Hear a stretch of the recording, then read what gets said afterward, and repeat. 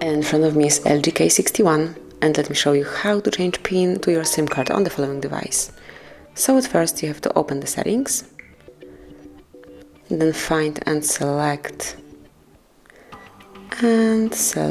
security and lock screen, and here go a bit lower where you will find setup SIM card lock right here. And as you can see, now it is on. You can deactivate it smoothly by tapping on the switcher, then entering the PIN code, tap on OK, and now it's deactivated. But if you'd like to just change the number, just enter the current code, click on change SIM PIN, enter the current one again, tap on OK, and now it's time to input the new one. So it can be 1236, OK. And this is it. As you can see, it has been changed, so congrats.